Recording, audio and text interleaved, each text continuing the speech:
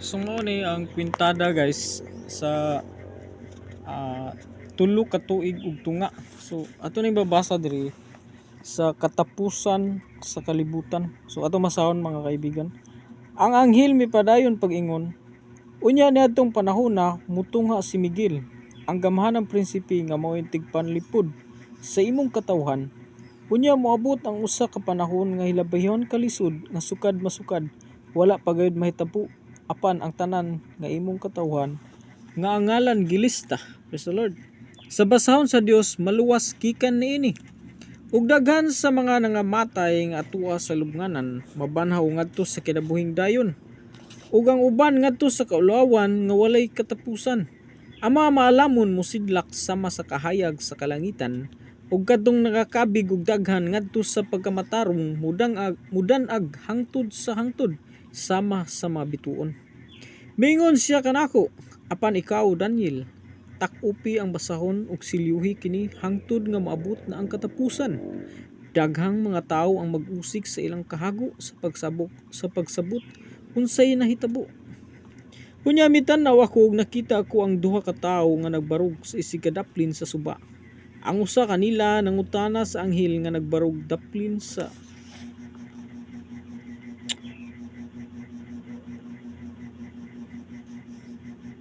ah, ang usa kanila nangutana sa anghel nga nagbarog daplin sa ibabaw sa bahin sa suba. Kano sa pamamatapos kining kahibulungang mga butang nga akong nakita. Ang anghel mibayaw sa duha niya kakamot ug nadungog ko nga nanumpa siya sa ngalan sa Dios nga walay katapusan. Nadungog ko siya nga miingon, tulo ug tunga ka tuig mahitabo kining tanan inighunong na sa paglutos sa katawan sa Dios. Nadungog ko ang iyang gisulti apan wala ako makatugkad sa gipasabot niini busa miingon ako unsa may kasangputanan niini nga mga butanga. Mitubag siya, lakaw na Daniel, kay magpabilin nga tinaguan ang kahulugan sa mga pulong hantod nga maabot na ang katapusan. Daghan ang magputli silang kaugalingon ug maghimo silang hinlo. Dili makasabot niini ang mga dawtan ug magpadayon sila sa ilang pagkadawtan apan ang mga maalamon makasabot niini. So kini mga kaibigan, nagisgot kini katapusan sa kalibutan. So ang anghel nga miingon kang propeta Daniel matud pa tulo ka tuig ug tunga. So 3 years ug 1/2. So natay kwintada diri mga kaibigan. Ato kini gikwintada. So ato kini mo siya tulo ka tuig ug tunga. So kana siyang tulo ka tuig ug tunga. So ato nagikuan siya sa pila ka adlaw mao sa katuig mao na siyang 365 and 1/2 days. So ato siyang gi-add. So mao ni siya ang nikwintada siya diri og 1279.25 days. So ato ka nag-multiply og 1000 years, mao man kanay siya nahisulat sa basahon nga mingon nga ang usa ka adlaw sa Ginoo pareha ra siya ang usa ka adlaw mo kabalin kuno na og 1000 years sa Ginoo. Ug ang 1000 years equivalent og usa ka adlaw. So gibali-bali ra. So ato na mabasa sa 2 Pedro 3 8 ngadto sa 9. So atong basahon 2 Pedro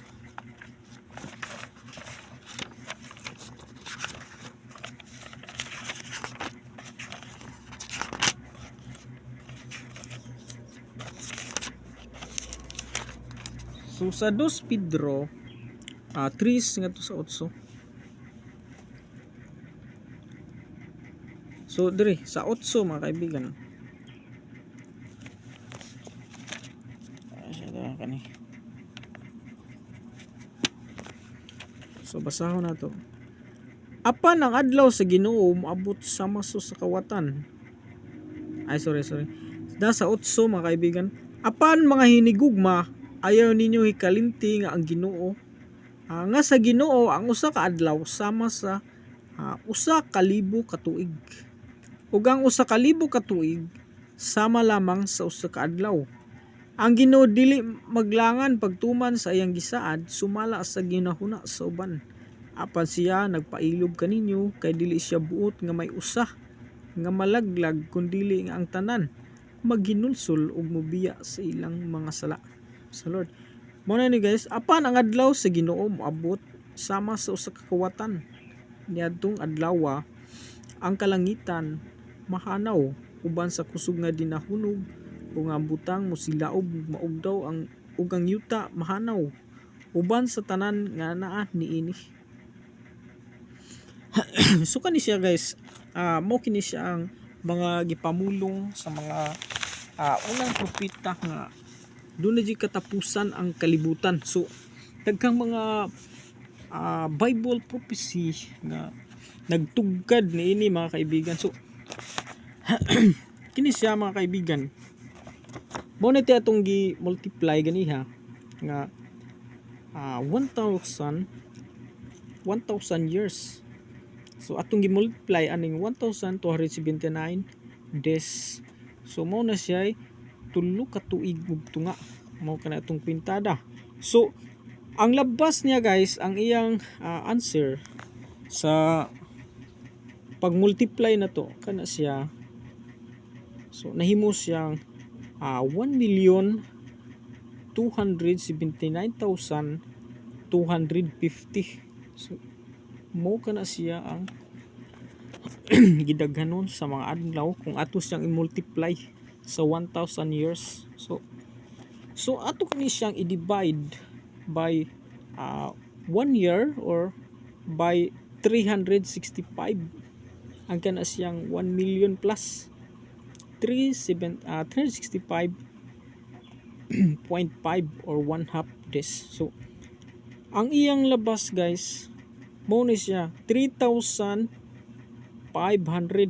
So ang iyang kuan nahugsag 3,500 years. So kay ang kana siya diha million days, then gi-divide na to sa days. So ang amo gawas na years. So kay murag mao gid siguro na siya kuan guys nga kay kana siya days man na siya diha, then ato siya gi-divide. So ang labas niya 3,500 years. So mao kanay mga prediction sa mga Bible prophecy. So mao kanay ilang mga ilang mga prediction nga matapos kuno ang kalibutan by 3,000 years or 3,500. So ang katapusan sa kalibutan matud pa sa atong Panginoon Kristo na wala kuno usang sayod, kay wala kuno takna na takna ang gisgutan. So atong basahon mga kaibigan diri sa Mateo 24:22. So Mateo 24. So daba sa Mateo 24 then 36. So matud pa diha guys, walay nasayod sa adlaw ug sa takna. Apan walay tawo nga nasayod kano sa moabot kadtong adlaw ug takna bisan ang mga anghel sa langit, bisan gani ang anak, kundi ang amahan lamang. Ang pag-abot sa anak sa tao may sama sa hintabo sa panahon ni Noah, sama sa adlaw sa wala pa ang lunop. Ang mga tao nagpadayon sa naandan nilang buluhaton, sama sa pagkaon, pag-inom, pagninyuay. Hangtod gayud sa adlaw nga misulod si Noe sa arka. Apan wala sila masayod sa nahitabo hangtod nga ang lunop miabot ug mibanlas kanilang tanan. Sama unya nini ang nahitabo ini abot sa anak sa tao. Kadtong panahon duha ka tawo magtrabaho sa umah, ang usa kuhaon ug ang usa ibilin. Duha ka babae magaling og pagkaon, ang usa kuhaon, ang usa ibilin. Pusa pagbantay kay wala ka mo masayod kung unsang adlaw. Moanhi ang inyong Ginoo. Hinumdumi kini kun ang agalon sa panimalay nasayod pa unta. Unsang taknaa sa gabi moabot ang kawatan. Magtukaw gayud siya. Ug dili mo tugot nga kawatan nga dili mo tugot ang kawatan mulungkab sa balay. Busa ka mo usab kinahanglan nga mangandam kanunay kamo moabot ang anak sa tawo sa takna nga kamo wala magpaabot kaniya. So mao kani mga kaibigan nga wala jud nasayod sa takna. So ang kani mga prediction mga kaibigan, kini mga kwintada, kini siya mga kwintada nga mao kuno ni mga pila ka tuig kay mao man to sa propesya ni Daniel mga kaibigan nga 3 ka tuig ug tunga. So nya ang kaning kwintada sa atong kaning kalendaryo karon mga kaibigan kay nagsugod man na siya og kwinta sa pagkatao ni Kristo. So ang edad ni Kristo karon mao na ning 2024. So matod pa diri sa Daniel mga kaibigan, atong balikan nga ningon diri sa Daniel nga 3 ka tuig ug tuba may tabo kining tanan, inighunong na. Praise the Lord. Inighunong na sa paglutos sa katawhan sa Dios. So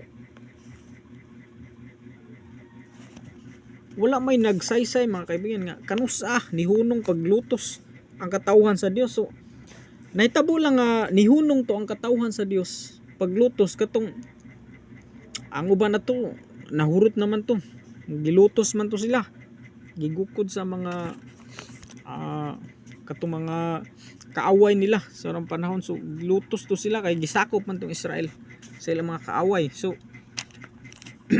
so nahunong siguro to patong pagpanglutos katong nahurot na sila. So wala naman tay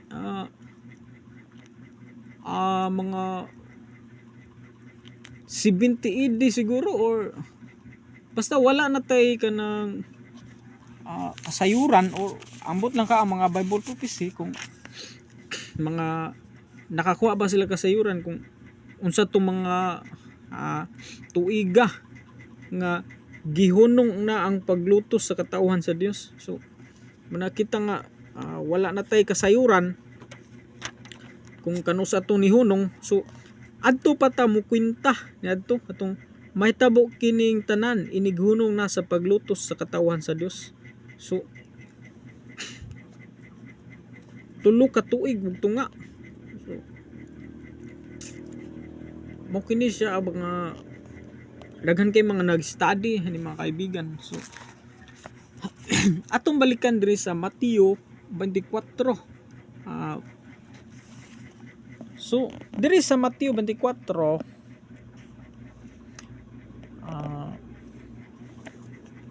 22. So mao kini mga kaibigan sa 22 kana 22 mga kaibigan, kani siya 22 24 nya dire 22. Apan gipamuban sa Dios kadtong mga adlaw kay kun wala pa wala untay mabuhi. So dunay mga kuan ang Dios nga pamuban ang mga adlaw tungod sa iyang mga pinili. Tungod sa iyang pinili pamuban niya kadtong mga panahon na. Kunya kun may moingon kaninyo tan-awa diha diri or tuwa didto ang Mesiyas, so, ayaw ka mo pagtuo kaniya. So mo kani mga kaibigan nga tungod sa kasakitan niadtong adlaw mga kaibigan, lisod kayo mga kaibigan, lisod kay ang panahon, mungit-ngit.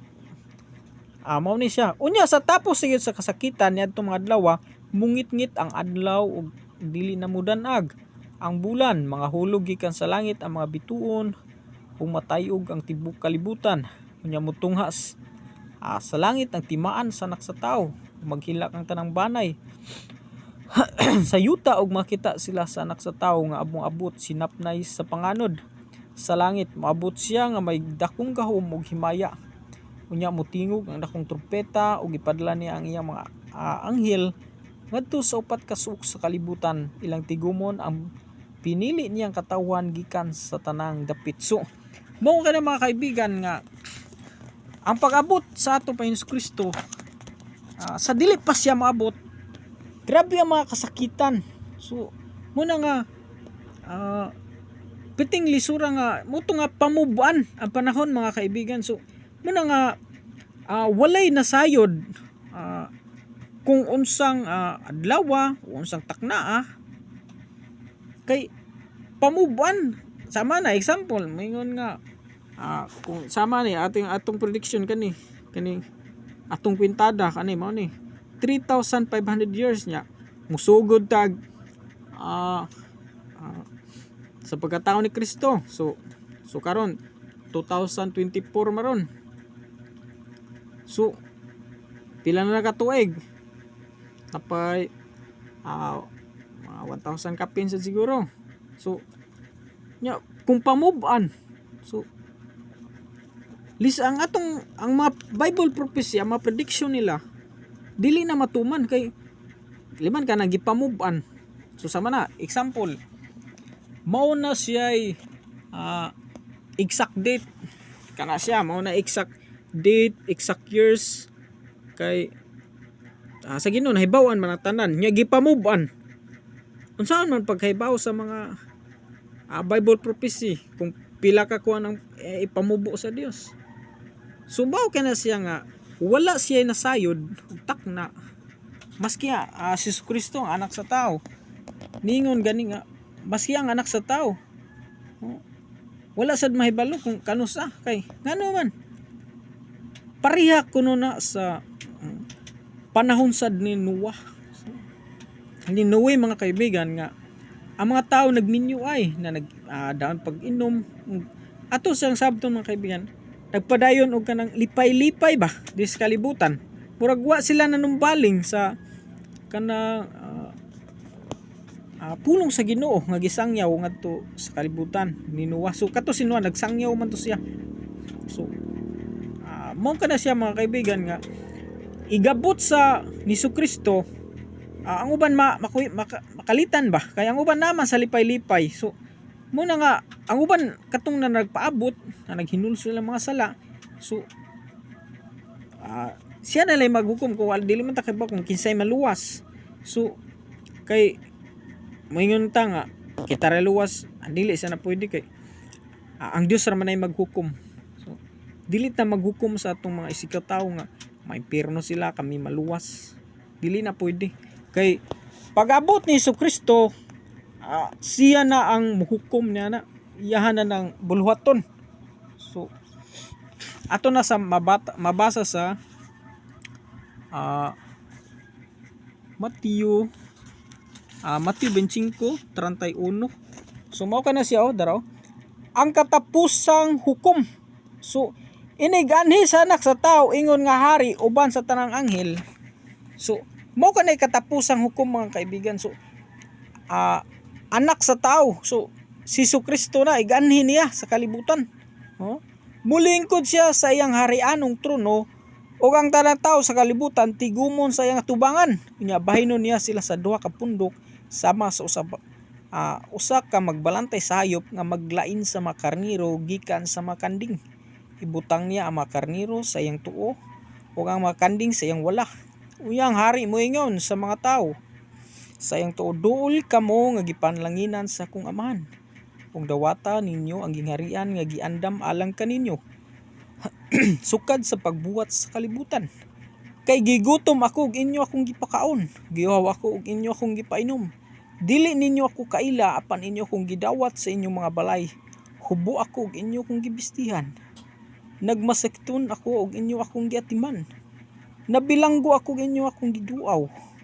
Unya motubag kaniya ang mga matarong. Ginoo kanus aman kami nakita kanimo nga gigutom. Ug gipakaon kanamo ug giuhaw ug gipainom kanamo. Kanus aman kami midawat kanimo sa among mga balay bisan og dili kanamo kaila o hubo og gibistihan kanamo. Kanus aman kami nakakita kanimo nga nagpasakiton ug giatiman kanamo o gibilanggo ug giduaw kanamo.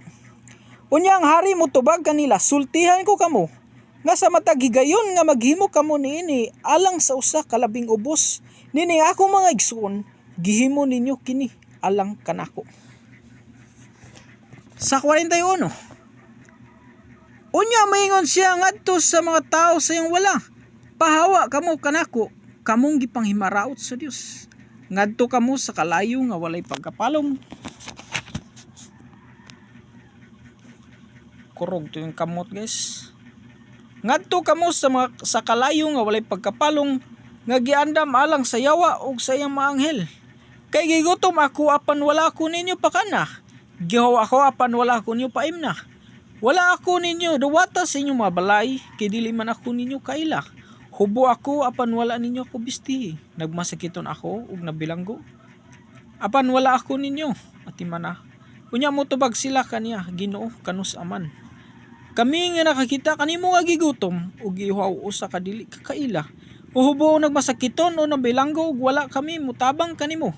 Ang hari mo tubag kanila, sultihan ko kamo. Nga sa matag higayon nga nagdumili kamo sa pagtabang sa usa niining labing ubos, nagdumili kamo sa pagtabang kanako. Pusa kini sila mahiagom sa walay katapusang silot, apan ang mga matarong makaangkon sa kinabuhing dayon. So, mao kini mga kaibigan nga ang ato kining pagtabang sa atong sigataw, bisan din ato kaila, mga hubo, mga gigutom, ato pakaonon kung naata. Pero kung wala sa pagkaon, ikaw mo'y tabanganan na ng mga panahuna. So, mao kini siya mga kaibigan nga ang paghusga sa atong Panginoon Jesucristo igbalik niya. So, hukman ta pinaagi sa atong mga binuhatan. So, kung may kag binuhatan dis kalibutan, ang natural. Tawgon ka sa Dios nga matarong. Kay may makagbinuhatan. Unsa may hukman nimo nga may makagbinuhatan. So, mo nang yun nga ang may binuhatan, husgahan gyapon ka pero adto ka sa langit ibutang. Mo nang yun ma-judge. Si Jesucristo maghusga. So, siyang maghukom. Mo na siya ang judges ba siya kung sa korte pa. Siyang muhukom kung asa ka ibutang, adto ba ka sa langit o adto ba ka sa impyerno. Mo kay na siya mga kaibigan. So sa dili para sa kalibutan, so naghisgot na. Gisulat sa mga apostoles, gisgot na ni Jesucristo. So ang nagsaysay ni mga kaibigan kaning ang katapusang hukom si Jesucristo man. So iya kini mga pulong dili kini ato. So mo kini diri sa kalibutan gihawag sa atong Jesucristo nga kinan nga maluluyon ka. So mao kito itong mabasa dire sa subang bahin sa kasulatan nga ningon nga pagka maluluyon ang akong gikinahanglan dili mga halad. So una nga kung maluluyon ka nga to sa imong sigataw, gikaymutan ka sa Dios. So mao kana siya halad nga makapahimuot sa Dios kanang maluoy ka ba sa imong sigataw. So nato sa usa na ko Biblia. So mao kana mga kaibigan. So di na lang taman mga kaibigan. Salamat sa inyong pagtan-aw sa akong kaning Bible prediction sa katapusan sa kalibutan. Kay kini siyang Bible prediction mga kaibigan. Wala ni siya na siya connection mga kaibigan pero dili gid siya ato jung makuanan nga mauna gid na siya ang katapusan sa kalibutan. Kay pwedeng pamubaan sa Dios ang katapusan sa kalibutan, pwede sang niyang patasan. Kay ang buot sa Dios nga luwason tong tanan mga kaibigan. So kay gusto man sa Dios nga luwason tong tanan nga wala ibilin ba. Mao nay gusto sa Dios mga kaibigan. Wala ibilin sa kalibutan ba. Gusto siya nga ang tanan mga luwas, malangit ang tanan. So mao kana siya mga kaibigan nga kung doon natoy ka ng luwasunon niya, patasan pa to niya ang mga araw, mga katuigan. So salamat sa inyong pakikinig hanggang sa sunod na mga panahon or vlog. Praise the Lord.